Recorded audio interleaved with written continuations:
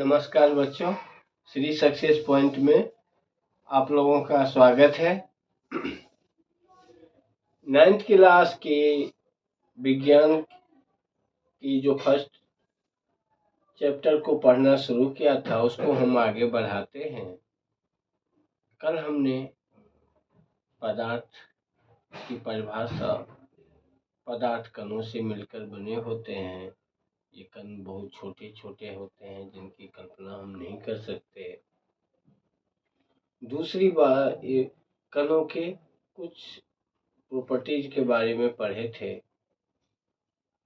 जो कण, पदार्थ के कण के बीच में खाली स्थान होते हैं। पदार्थ के कण एक दूसरे को आकर्षित करते हैं और पदार्थ के कण हमेशा गतिशील रहते हैं। और इससे आगे अब हम पढ़ेंगे पदार्थ की अवस्थाएं, स्टेट ऑफ मैटर।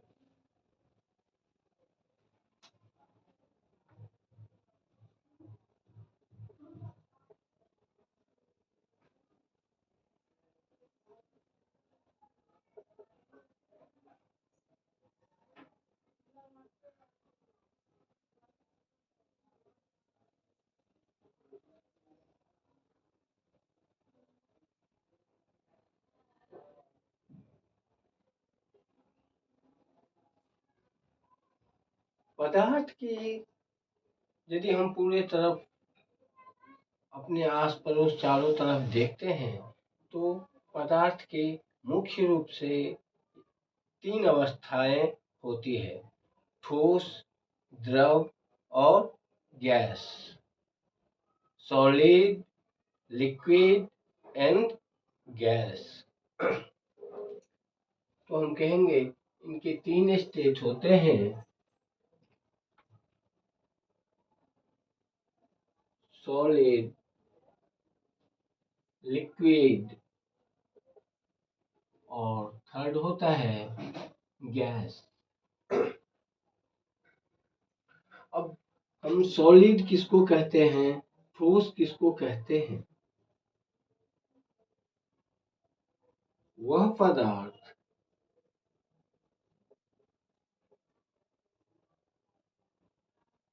जिसका आकार और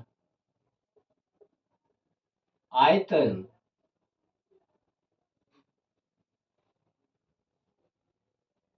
दोनों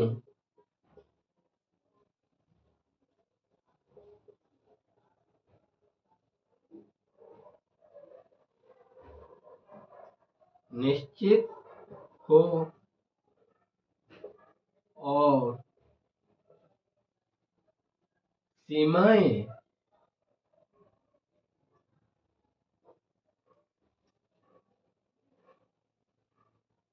वे स्थिर हो, उसे हम ठोस कहते हैं।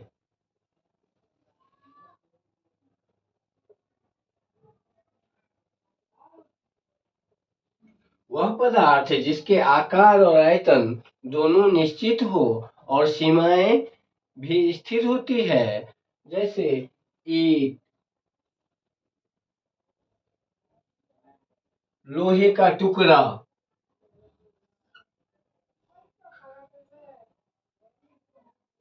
दीवार।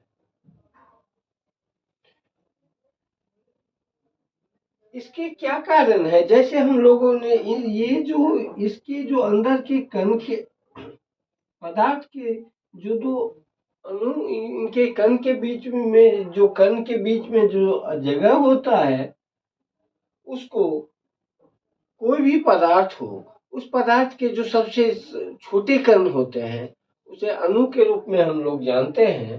तो इनके जो 2 अणु के बीच में, जैसे हम लोग पढ़ चुके हैं, जो 2 अणु के बीच में क्या होता है, खाली जगह होती है। ये जो खाली जगह होती है इसको कहते हैं इंटरमोलिक्यूलर डिस्टेंस। इंटरमोलिक्यूलर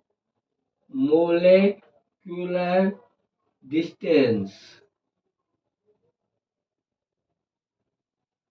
अंतराण्विक बल, अंतराण्विक दूरी।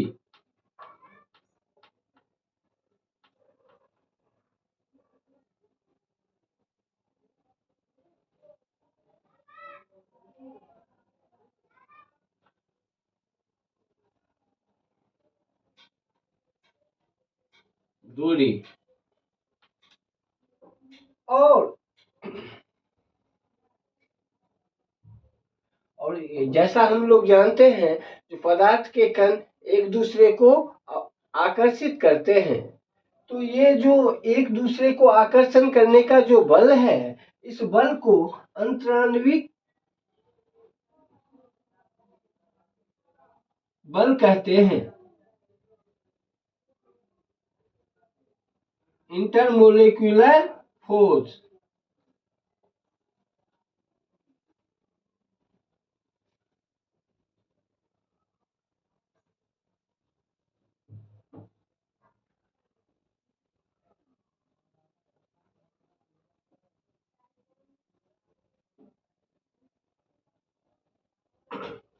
तो क्या होता है, जो ठोस है, उस ठोस में ये अंतराण्विक दूरी बहुत कम होती है और इनके अंतराण्विक बल अधिक होता है, जिस कारण इनके आकार हमेशा निश्चित होते हैं।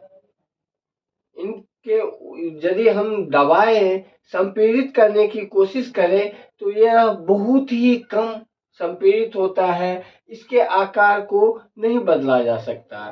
तो हम कहते हैं ठोस वह है जिसके आकार और आयतन निश्चित हो और सीमाएं भी स्थिर हो, उसे हम ठोस कहते हैं। जैसे लकड़ी का टुकड़ा, ईंट, पत्थर, लोहे का टुकड़ा। अब दूसरा अवस्था है इनका यानी ठोस में अंतराण्विक दूरी बहुत कम होती है, अंतराण्विक बल बहुत ज्यादा होता है, जिस वजह से एक कण अणु दूसरे अणु को बहुत मजबूती से पकड़े हुए रहता है, जिस वजह से इनके आकार और आयतन दोनों निश्चित होते हैं, सीमाएं भी स्थिर होते हैं। और दूसरा क्या है, द्रव। द्रव किसको, जैसे तेल, दूध, घी, जो वहनशील पदार्थ है उसे हम द्रव के रूप में जानते हैं। पानी, इन सब को क्या होता है, यदि हम बर्तन में डालते हैं, जिस बर्तन में डालते हैं उस बर्तन का आकार ले लेता है। यदि हम गिलास में डालेंगे दूध को, तो गिलास का आकार का बन जाएगा दूध। यदि हम उसको लोटे में डालेंगे तो लोटे के आकार का बन जाएगा। किसी बीकर में डालेंगे तो बीकर के आकार का बन जाएगा। इस तरह से देखते हैं हम, द्रव का आकार अनिश्चित होता है, जिस बर्तन में डालो उसी के आकार का बन जाता है। तो द्रव को हम कहते हैं वह पदार्थ जिसका आकार अनिश्चित और आयतन निश्चित हो, उसे हम द्रव कहते हैं। जैसे तेल, दूध, घी, पानी। इसमें द्रव में ठोस की अपेक्षा जो अंतराण्विक दूरी होता है वो कुछ ज्यादा होता है और अंतराण्विक बल कुछ ठोस की अपेक्षा कम होती है, जिस वजह से इसके एक अणु का दूसरे अणु पे पकड़ बहुत हल्का होता है और जिस वजह से इनकी जिस बर्तन में डालते हैं उसी बर्तन का आकार ले लेता है और इनके आकार अनिश्चित होते हैं। यानी द्रव में इंटरमोलेक्यूलर डिस्टेंस ठोस की अपेक्षा सॉलिड की अपेक्षा ज्यादा होती है और इंटरमोलेक्यूलर फोर्स लिक्विड में बहुत कम होती है, जिस वजह से इनका आकार अनिश्चित होता है और गैस पदार्थ की वो अवस्थाएं है जिसमें आकार और आयतन दोनों अनिश्चित हो और जिसको संपीड़ित कर यदि किया जाए तो बहुत अत्यधिक संपीड़ित होता है, हो सकता है पदार्थ की वो अवस्था गैस कहलाती है। सीएनजी जिसपे व्हीकल चलती है, एलपीजी लिक्विड पेट्रोलियम गैस, ये सब सारे गैस के रूप है और ये अत्यधिक संपीड़ित हो सकते हैं, जिस वजह से इनको ट्रांसपोर्टेशन एक जगह से दूसरे जगह ट्रांसपोर्टेशन करने में भी कोई दिक्कत नहीं होती है, बड़े आराम से चले जाते हैं, जिस वजह से सीएनजी का उपयोग हम एलपीजी का उपयोग हम घर के रसोई गैस में के रूप में करते हैं।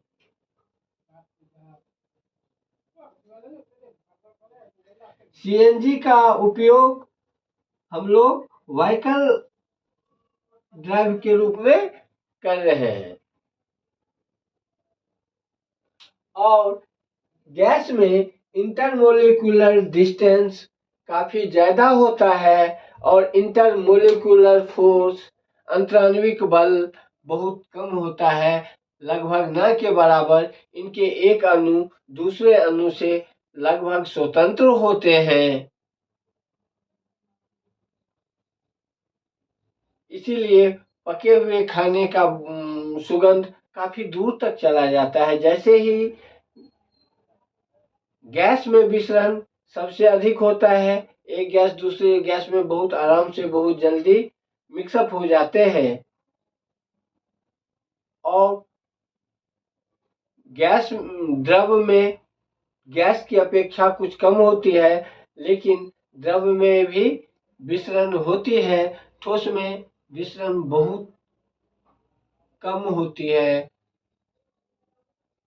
द्रव की अपेक्षा और गैस की अपेक्षा।